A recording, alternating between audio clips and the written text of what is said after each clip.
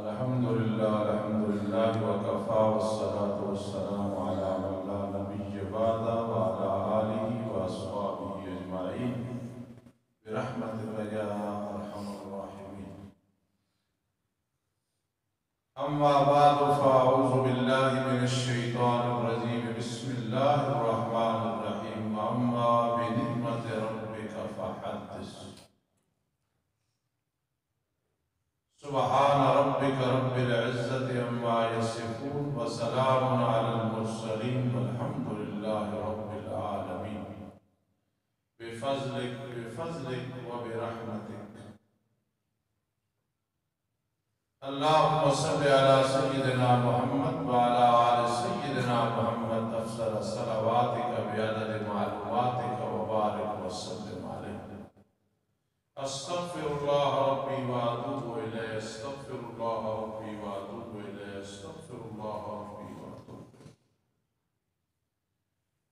میرے عزیز طلبہ کرام، مدرسہ دار توحید و سنہ کے اساتذہ کرام، صدر مدرس اور میرے دو عزیز مولانا شفیق سبحانی، مولانا نعیم اختر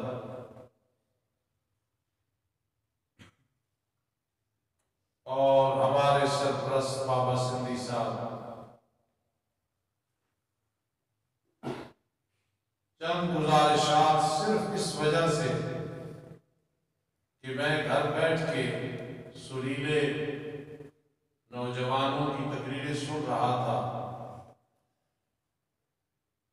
چونکہ نبی علیہ السلام کی حدیث میں، کلام مبارک میں واللہ کا لفظ بہت زیادہ ملتا ہے، والذی نفسی بیدی وغیرہ. اس لیے ہم بھی اس سنت پہ عمل کرتے ہوئے کہہ دیتے ہیں واللہ. آج کی تقریریں سن کے دل باغ باغ ہو گیا، بہت خوشی ہوئی. بلکہ ایک نوجوان تقریر کر رہا تھا، جی چاہا کہ میں سب لڑکوں کے سامنے جا کے اس کا ماتھا چوم لوں. پھر میں نے کہا دوسرے طالب علموں کی دل شکنی نہ ہو. زمانہ طالب علمی میں مجھے خطابت کا شوق تھا، تدریس کا شوق تھا. باوجود ٹوٹی پھوٹی محنت کرنے کے جس نوجوان کی میں بات کر رہا ہوں، الکنایۃ ابلغ من التصریح، میں زور لگانے کے باوجود اس کے درجے کو نہیں پہنچ سکا تھا زمانہ طالب علم. بلکہ حقیقت کہہ رہا ہوں کہ میں اب بھی اس کے درجے کو نہیں پہنچ سکا. بات ختم. اتنا متاثر ہوا ہوں آج کے اس پروگرام سے. ناظم صاحب وغیرہ نے یہ جن حضرات نے تشکیل دیا ہے، موت کو ہر وقت یاد رکھنا چاہیے. زندگی ہوئی یا نہ ہوئی، آئندہ سال انشاءاللہ مدرسہ میں ناظم صاحب وغیرہ سن لو، انشاءاللہ ایک تقریری مقابلہ، ایک پھر نظم کا مقابلہ اور ایک قرآنی طلبہ کی تلاوت کا مقابلہ. اسی میں ضم کر دینا، مدغم کر دینا تجوید کے ساتھ ہم کو. یہ آج سے ارادہ کر لو، کہو انشاءاللہ. تائید کرتے ہو اس بات کی. کتابی طلبہ میں تقریری مقابلہ، پھر کتابی اور قرآنی میں نظم، نعت، اور پھر تیسرے نمبر پہ تلاوت اور اس کے ضمن میں تجوید والے ساتھ، کیونکہ اس کا بہت زیادہ فائدہ ہے. پھر ایک ساتھی بیان کر رہا تھا، میں نے جان بوجھ کے اس کا نام نہیں پوچھا، نام پوچھو گا. اس کا جب انداز میں نے سنا تو میری خطابت سے بڑی محبت ہے شروع سے. اس کا جب انداز میں نے اشعار کا سنا تو بہت ہی اس کا طرز، اس کی طرز، اس کا انداز بہت ہی زیادہ پسند آیا۔ انشاءاللہ بعد میں بھی سنیں گے۔ زندگی میں بڑے بڑے خطیب دیکھے، بڑے بڑے استاد دیکھے، شیخ الحدیث دیکھے، شیخ التفسیر دیکھے، اولیاء اللہ دیکھے، قطب ابدال دیکھے۔ دیکھنے کے بعد رشک آیا کہ ان جیسا بن جاؤں، لیکن نہ بن سکے۔ لیکن ذوق خطابت کے ساتھ اور تدریس کے ساتھ رہا۔ بہت بڑے بڑے خطیب ہیں، لیکن میں 3 خطیبوں سے بہت متاثر ہوں۔ یہ سمجھ لیں کہ مجھے ان تینوں کی خطابت بہت زیادہ پسند ہے۔ ضیاء القاسمی مرحوم مغفور رحمت اللہ تعالی علیہ، سید عبد المجید ندیم شاہ صاحب رحمت اللہ تعالی علیہ، اور مولانا عطا اللہ بندیالوی حافظ اللہ تعالی۔ اب یہاں میں پوچھ رہا تھا عرمان صاحب سے، تو یہ کھڑے ہو کہ اپنا ذوق بیان کریں گے، مولانا نعیم صاحب اپنا بیان کریں گے۔ ذوق پہ اعتراض نہیں ہونا چاہیے۔ کوئی یہ کہے استاد جی آپ نے بڑے شاہ جی کا نام نہیں لیا، بھائی وہ بڑے لوگ ہیں۔ یہ جو تینوں ہیں، یہ تینوں سید عنایت اللہ شاہ بخاری رحمت اللہ تعالی علیہ سے متاثر تھے۔ کیوں؟ ضیاء القاسمی مرحوم سے عطا اللہ بندیالوی صاحب نے پوچھا تھا آپ نے خطابت کہاں سے سیکھی، تو انہوں نے حرم مکہ میں بیٹھ کے فرمایا تھا سید عنایت اللہ شاہ بخاری سے۔ جب بندیالوی صاحب نے تعجب کیا تو انہوں نے فرمایا تم نے شاہ جی کی تقریریں سنی نہیں، اسی میں آپ نے پیر و مرشد کو مرکز اور مبدا بنا رہا ہو۔ اور سید عبد المجید ندیم شاہ صاحب نے سید شفاء اللہ شاہ صاحب حافظ اللہ کو فرمایا تھا خدا کی قسم اپنی گاڑی میں صرف ایک کیسٹ رکھتا ہوں خطیب اسلام سید عنایت اللہ شاہ بخاری کی۔ اور بندیالوی صاحب میرے بھائی ہیں، بڑا میرا گہرا تعلق ہے، وہ جتنے متاثر ہیں جو بھی ہے شاہ جی سے کسی سے بھی متاثر نہیں ہے۔ تو اس لیے یہ 3 خطیب میں نے زندگی میں دیکھے ہیں جن سے میں متاثر ہوں بہت زیادہ۔ اور مزے کی ایک بات ہے، آپ ناراض نہ ہونا، نہ کوئی اس پہ تنقید کرنا۔ یہ یاد ہے اٹھ رہا اس بھائی سب کام میں میرے واسطے بڑا میرا بٹھاؤ صاحب، کوئی اٹھ نہیں تھے، بیٹھ جائے بیٹھ جائے۔ یہ تینوں جو خطیب میں نے نام لیا ہے نا، میری دعا ہے اللہ آپ سب کو ان جیسا بنا دے۔ ان میں پہلی چیز کہ بہت بڑے عالم نہیں تھے، نہ ندیم صاحب بڑے عالم تھے، نہ یہ ضیاء القاسمی صاحب۔ بندیالوی صاحب کو میری یہ تقریر بے شک سنا دینا، نہ بندیالوی صاحب بہت بڑے علامہ فہامہ ہیں، ہم سے تو بڑے ہیں نا، لیکن آپ علامہ اللہ انہیں نہیں کہہ سکتے۔ میں اٹک میں گیا تو اپنے استاذوں کی قبر پہ گیا، فاضل دوت مولانا نور محمد نور اللہ عمر قبر پہ، وہاں لکھا تھا علامۃ العصر۔ تو میں نے جو ساتھ ساتھی تھے میں نے کہا یہ سچ ہے، جتنے علامہ فلاں علامہ فلاں علامہ فلاں علامہ کوئی علامہ نہیں، یہ لوگ ہیں علامۃ العصر۔ قاضی شمس الدین علیہ رحمت تھے، علامۃ الدار وغیرہ۔ اس لیے یہ تینوں وہ بہت بڑے عالم نہیں تھے، لیکن کیا تھا ادب و احترام، زبان پہ کنٹرول، اخلاص، اپنے مشن سے پیار۔ تو تینوں بہت آگے نکل گئے، 2 گزر گئے جو باقی ہیں بندیالوی صاحب، اللہ انہیں لمبی زندگی عطا۔ شاید کسی مجمع میں ہوگا کہ یار تمہارے استاد حبیب الرحمان کو اور کوئی نظر نہیں آیا۔ میں جو کہہ رہا ہوں کہ بہت سارے دسترخوان پہ ڈشیں ہوں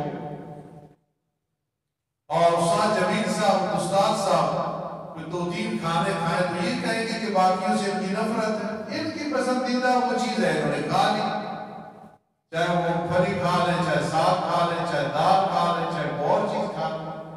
تو یہ 3 جو ہے نا، آپ ان کو ذہن میں رکھ کے ان کے طرز خطابت کو دیکھ کے ضرور چلیں گے تو انشاءاللہ بہت زیادہ فائدہ ہوگا۔ دوسرے نمبر پہ یہ جو خطابت ہے، آخری بات، یہ بات میری وہ ہے کہ مجھے ڈر نہیں لگتا ہے، لیکن میں پیشن گوئی تجربے کے طور پہ کر دیتا ہوں۔ تجربہ اور چیز ہے، کوئی اور دعویٰ اور چیز ہے کہ کوئی کہے استاد یہ بات کیوں کرتے، یہ الہامی چیز ہے جو میں بیان کرنے لگا ہوں کہ خطابت جو ہے نا، خطابت یہ خدا داد چیز ہے، یہ موقوف ہے، اس کے لیے کچھ چیزیں موقوف علیہ ہیں۔ جس سریلے نوجوان کی تقریر سے میں بہت خوش ہوا، وہ بھی توجہ سے سنیں کہ خطابت موقوف ہے، موقوف کے لیے موقوف علیہ ضروری ہوتا ہے۔ جتنے میرے شاگرد بیٹھے ہیں جن پہ مجھے ناز ہے، سب نے موقوف علیہ کیا، پھر دورہ کیا۔ اس سال قاری اسماعیل صاحب وغیرہ موقوف علیہ کیا، انشاءاللہ اگلے سال دورہ حدیث کریں گے۔ موقوف علیہ کا ہونا ضروری ہوتا ہے۔ نعیم صاحب ہمارے ذوق والے ساتھی ہیں، شفیق صاحب اللہ خوش رکھے، زندگی میں 3 چیزوں کی چاہت رکھی، وَأَمَّا بِنِعْمَتِ رَبِّكَ فَحَدِّثْ، کتاب بیان کرنے لگوں تاکہ کل آپ بھی اپنی یہ چیزیں بیان کریں۔ خطابت سے اتنی محبت تھی کہ زمانے طالب علمی میں خطابت کرتا تھا، ٹوٹی پوٹی تدریس زمانے طالب علمی سے شروع کر دی تھی، اتنی محبت تھی۔ حضور الشاشی، قدوری، ہدایت النار میں توابع کی باس، اس میں میرے زمانے طالب علمی کے شاگرد نامیر مکمل پڑھائی تھی، ترجمہ 4 پارے زمانہ طالب علمی میں، زراعتی، زنجانی، شرف تعامل کا کچھ حصہ زمانہ تھا۔ اس کا فائدہ ہی ہوا کہ مڈیالے میں پہلے ساتھ ہوئی طالب علم آ گئے تھے جو ادھر پڑھتے تھے، اس کا بڑا فائدہ ہوا، برکات ہوا۔ تیسرے نمبر پہ عملیات، اس میں آپ نے تھوڑی سی غور کرنی ہے۔ ہمارے علاقے میں ایک بابا تھا، اگر اس قابل تو اللہ اس کی مغفرت کر دے، بہت بڑا عامل تھا، کیونکہ فوت ہو گیا ہے۔ اس کو کسی نے کہا، یہ کام کی بات ہے، میرے بارے میں جو ابھی برحمان ہے نا، استادوں کا بیٹا، اس کے پاس کچھ عملیات ہیں، مجھے نانا جی کی طرف سے کچھ عملیات مادہ سے بنے دی تھی، حالانکہ میں اس وقت کافی پڑھتا تھا یہ تو اس بابے نے میرے ساتھ رابطہ کیا، بابے نے میرے ساتھ رابطہ کیا۔ اب بابا اتنا بڑا عامل تھا کہ بابا آ رہا ہوتا تھا نا تو لوگ ڈر جاتے تھے اس کے عملیات کی وجہ سے، لیکن بابا تیسرے چوتھے دن میرے پاس آتا تھا کچھ فیض حاصل کرنے کے لیے۔ میں ایک بچہ تھا لیکن بابے کو یقین تھا کہ اس کے پاس کچھ چیز ہے، تو بابا فیض حاصل کرنے کے لیے میرے پاس آتا تھا۔ اور بابے کی جو ایک انگلی تھی نا، اللہ پیدا کرنے والا، تو ایک انگلی بابے کی اتنی تھی، وہ بھی بابے کا روح بنا ہوا تھا، اور بابا اوپر چادر کر کے رکھتا تھا، مطلب لوگ ڈر جاتے تھے اس کی اتنی بڑی انگلی سے۔ تو بابا میرے پاس آتا، مجھ سے کچھ فیض حاصل کرتا، مذاق میں کہہ رہا ہوں، پھر میری خدمت بھی کرتا تھا، اور اس دور میں وہ اتنی خدمت ہوتی تھی کہ میرے 2-3 دن گزر جاتے تھے۔ یہ میں نے باتیں کیوں سنائی ہیں؟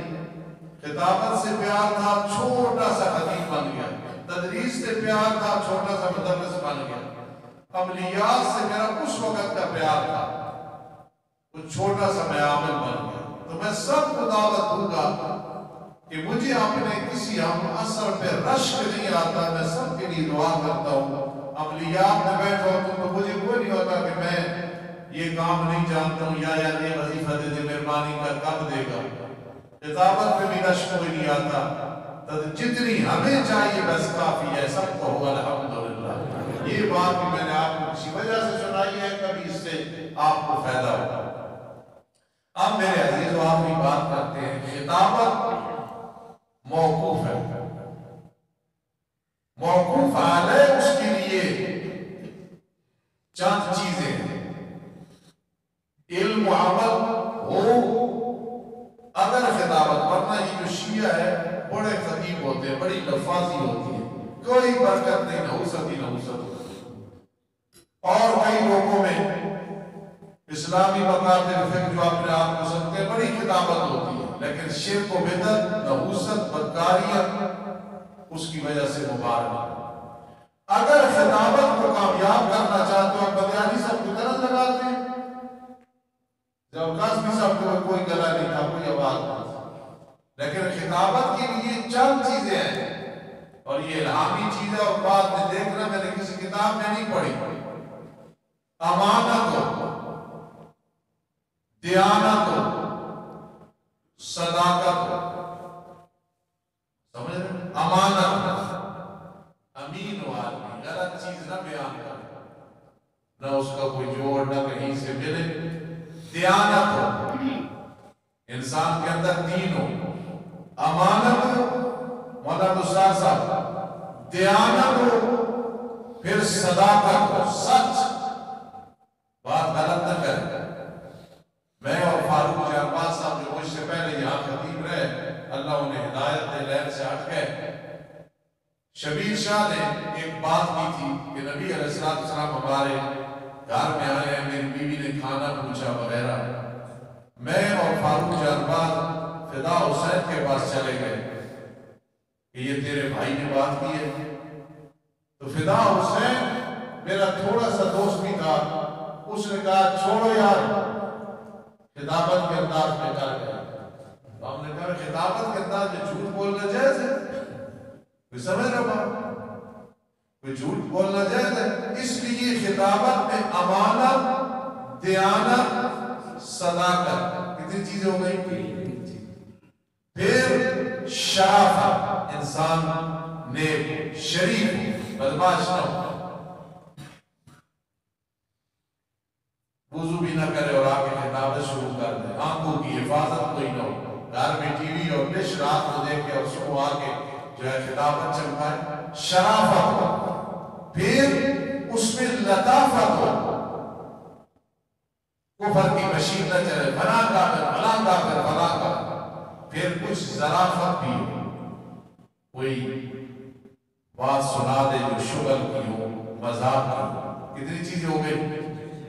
یہ میرے پیر و مرشد میں نعیم صاحب سے پوچھو تھی، امانت بھی تھی، دیانت بھی تھی، صداقت بھی تھی، شرافت بھی تھی، لطافت بھی تھی، اور ظرافت. 6 ہو گئی. 7ویں نمبر پر نفاست ہو. ایک کو وضو بنانا بات ذرا اچھی سمجھ. سید عنایت اللہ شاہ بخاری میں یہ چیز تھی نفاست. ندیم صاحب میں بھی نفاست تھی، زبردست میں بھی نفاست تھی، بدیانی صاحب میں بھی نفاست تھی.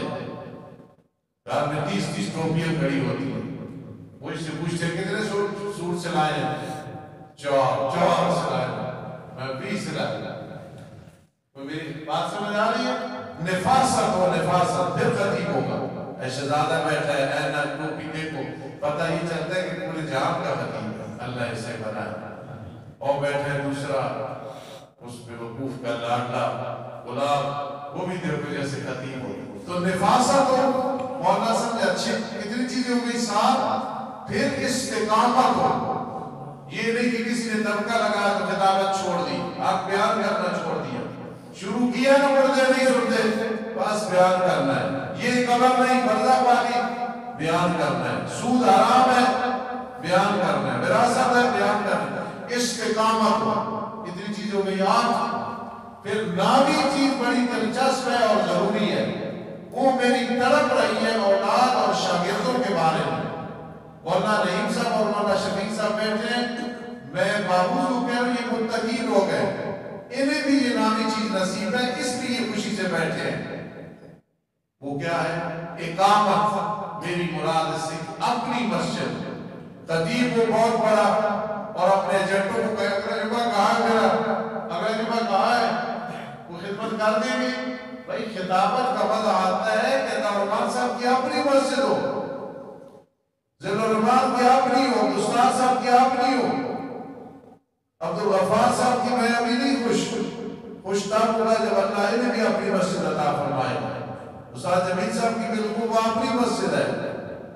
اس لیے مسجد کو تو اعلیٰ کرنا کم از کم خطابت ہونی چاہیے، اقامت، یہ 9 چیزیں میں علامت بصیرت کہہ رہا ہوں، میں نے کہیں پڑھی نہیں ہے، یہ الہامی چیزیں ہیں: امانت، دیانت، صداقت، شرافت، لطافت، ظرافت، نفاست، استقامت اور اقامت۔ پکی خطابت ایک جگہ ہو، چاہے جملے 2 پڑھا پھر ہوگی خطابت۔ اب پھر اس خطابت کا مزہ آئے گا، وہ ایسا خطیب ہوگا کہ گمراہ انشاءاللہ ہدایت پہ آئیں گے، اور یہ چیزیں نہ ہوئی تو پھر ہدایت والے بھی گمراہ ہوں۔ خدا بچت ہے اس بات ہے۔ دوبارہ بڑا دل کرتا ہے اور بیان کروں، لیکن ابھی بہت سارا کام آپ کا رہتا ہے۔ میری دعا ہے اللہ رب العزت ہمارے اس گلشن کو آباد رکھے، اور اللہ کی رحمت کو دیکھتا ہوں تو قبر سے ڈر نہیں لگتا ہے، تھوڑا بہت آپ جو میرا سرمایہ ہے، اعمال کو دیکھتا ہوں تو بہت ڈر لگتا ہے۔ فی الحیات بعد الممات دعاؤں میں یاد رکھتے ہیں، اپنا سلسلہ جاری رکھیں۔ وما علینا الا البلاغ۔